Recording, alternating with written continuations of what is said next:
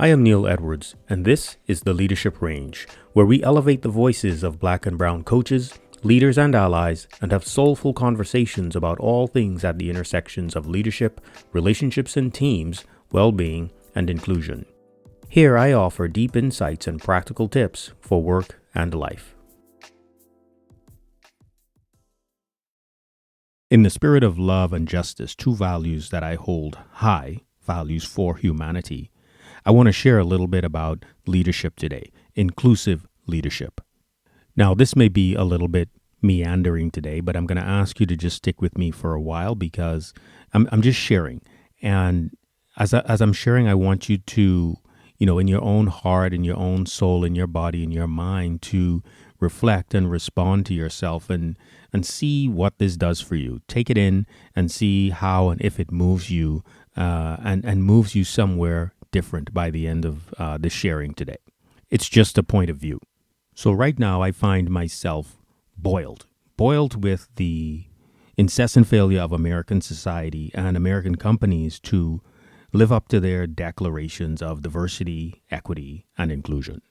A lot has been said and a lot has been done, but I am not seeing evidence of work that produces results that represent love and justice as I see it. Ethnic and racial minorities continue to suffer at high levels and experience harmful inequities in all corners and spaces based on my observation. When I think about my lifespan and even the decades before I was ever born and came on to this earth, and the amount of people and the amount of work that's been poured into creating a more equitable society in the United States, it seems like we ought to be further. And it seems like the progress we ought to be making should be clearer, and it is not. In fact, I could imagine some would argue that things are getting worse, but just in different ways based on what modern society has in front of us right now. The excuses, justifications, defensiveness, obfuscations, fragility, and outright dishonesty can feel suffocating. I have a whole list of topics, but not really topics, just contexts for the same conversation.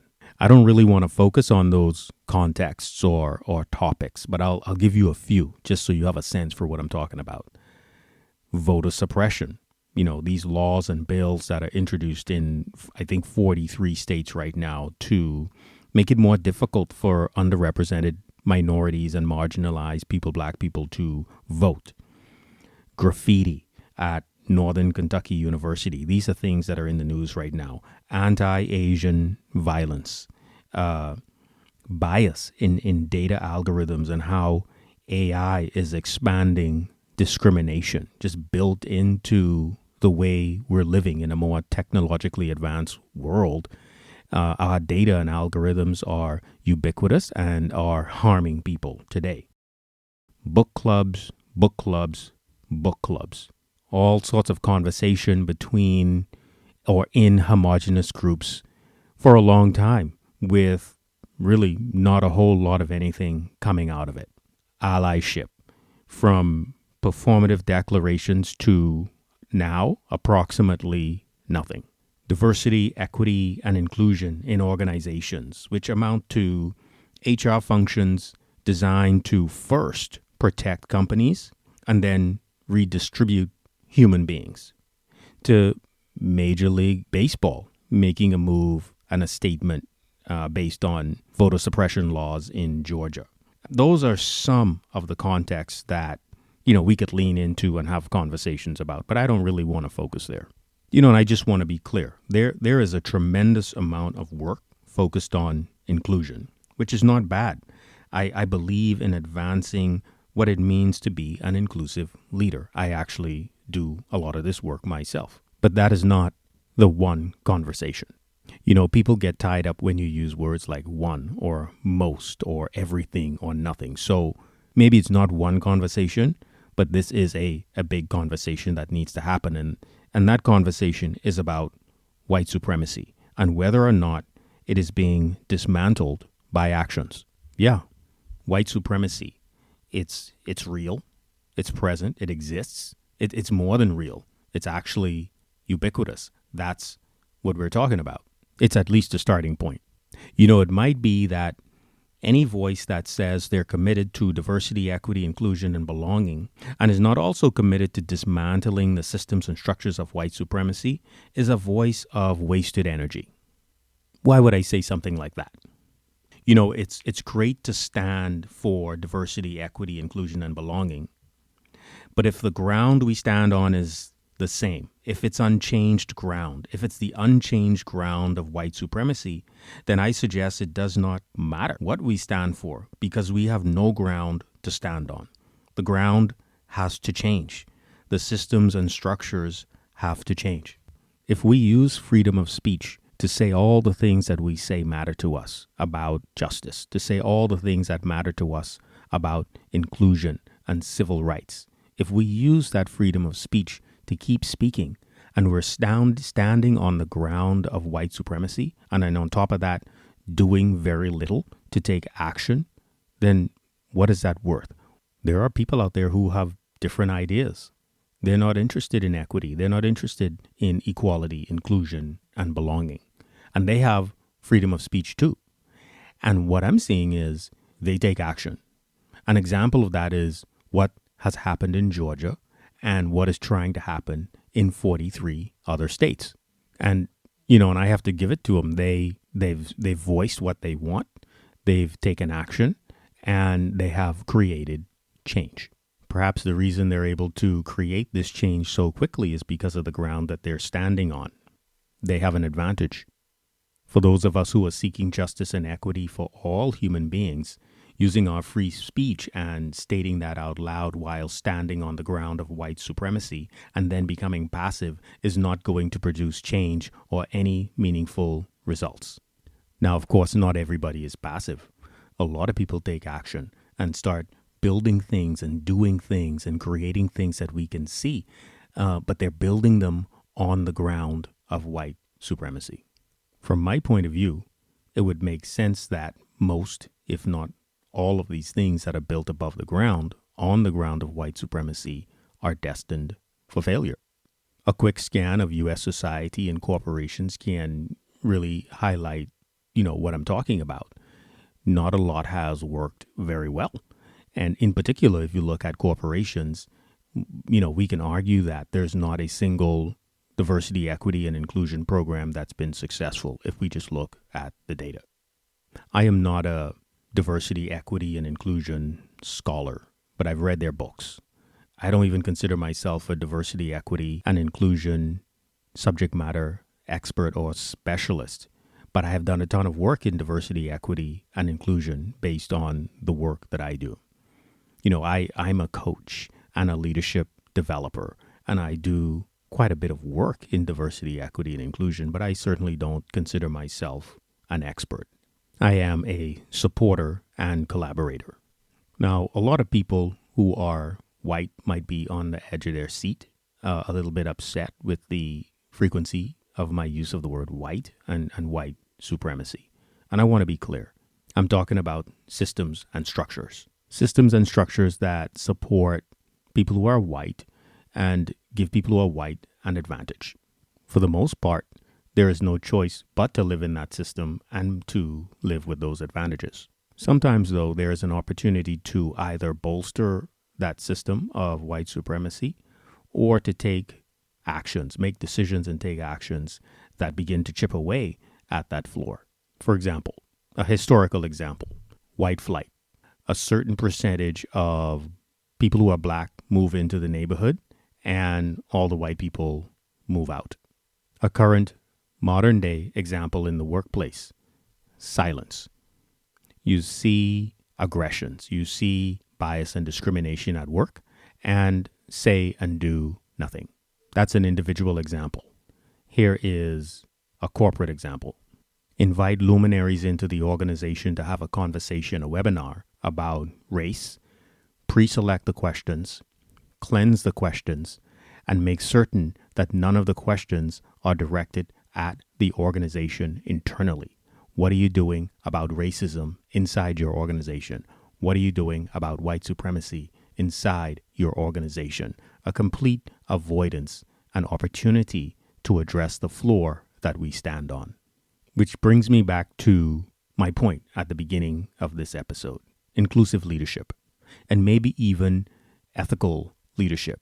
If we make the assumption that we've produced more inclusive leaders and perhaps even more ethical leaders, then it leads me to the conclusion that it's not enough. Perhaps we need another kind of leader, but I'll come back to that.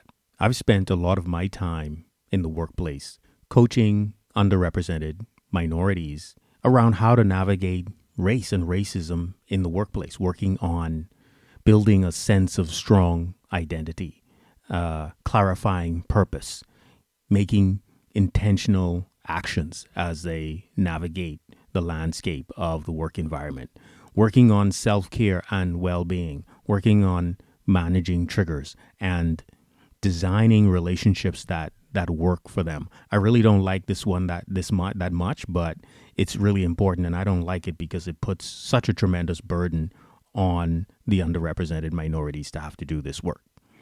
But most of this is necessary for surviving if you're a Black person or an underrepresented minority in a predominantly white workplace. Why? Because no DEI program is addressing racism and white supremacy in the workplace. Maybe there's one. I've seen some things on Twitter, but I can't name the place because I'm not 100% sure. Now, even with all of the work that I've done as a coach and all of the work that those who I've coached have done to improve their circumstances, to take care of themselves in the workplace, it really is insufficient because they're going back out there and they are going into a workplace that is hostile. There's nothing changing about where they have to go and spend their time every day. It just leaves underrepresented minorities at a tremendous disadvantage because they have to carry this burden of white supremacy. They have to walk on this ground every day in the workplace and think about it almost incessantly in order to survive. And it takes away from the cognitive capacity that they have to do the work that the organization needs them to do and to do the work that they most enjoy. So where does this leave us? If leaders and organizations are truly committed to an inclusive work environment, one that is just, one that is equitable, then we need to do things differently. And one of the things that we haven't done, and I don't know why, but we haven't done it, is look at the root cause that prevents us from moving the needle. Anyone who's worked in problem solving or consulting or anything like that, any analytical job, understands the need to look at the root cause. And you already know what the root cause is: white supremacy and racism that exists inside the systems and structures of organizations. We cannot continue to ignore that fact and expect to see change. We need a different kind of leadership. We need the kind of leadership that exhibits courageous authenticity. And even more than that, I would say we need leaders who are activists. Some folks are going to be triggered by that word and that notion of activist for political or historical reasons. But the reason I use that word is because activists dismantle things, and there's something inside organizations that need to be dismantled.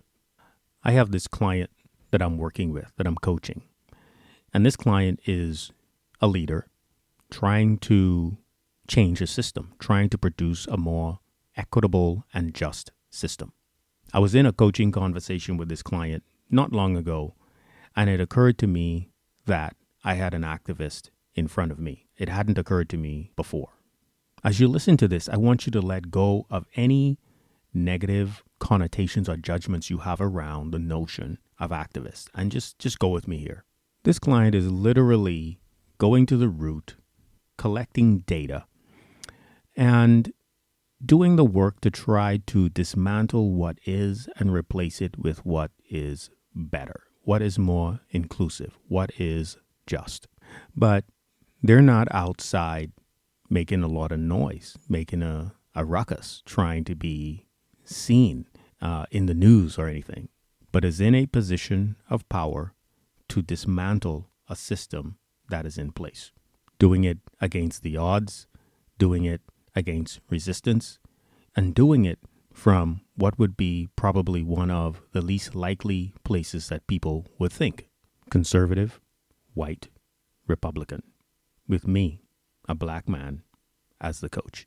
Now, I have an agreement with this client to say what I see when I see it. And it doesn't have to be true. The client doesn't have to accept it. But the agreement is for me to name what I think I see. And, the client could either accept it, reject it, or have something else to offer. So I say to this client, I see an activist in front of me. After the inevitable denial, the client realized that what they were trying to do was to break something down and replace it with something that is better, that they were trying to challenge the status quo. These are all signs of a leader, but it's a particular type of leader. This is an activist leader. There used to be a lot more activist leaders in the United States. There are still a few out in the public spaces doing great work or trying to do great work. But that's difficult. We know that corporations really wield a lot of power in this country. And so I'm suggesting that activist leaders need to be inside organizations. At the moment, from my point of view, most of the people doing diversity, equity, and inclusion work who are activist leaders are independent. They are consultants. They don't sit inside organizations. Organizations are still working from that HR perspective of redistributing people and protecting the company. And maybe there are activist leaders working in D&I inside organizations, but they don't hold the purse strings. They're not the ones making the decisions on how money gets spent. Their hands are tied. The folks who are holding the purse, the folks who are determining how money gets spent and what types of programs get put in place and what changes get implemented in the organization, they're simply not going to do it unless it's demanded by the masses. Companies simply are not going to do anything until they come under threat of losing their talent pool, until they come under threat of losing money and losing position in the marketplace. And that happens when enough people in the majority open their minds up, change their minds, and make demands. We saw this not long ago after George Floyd was killed last year. There was an upswelling of activism inside organizations where the white majority said, wait a minute, we need to learn about racism. We need to learn about white supremacy. We need assets that we can read, and we expect our organization to support us. And book clubs emerged, conversations emerged. All of this happened so fast that general counsels couldn't keep up.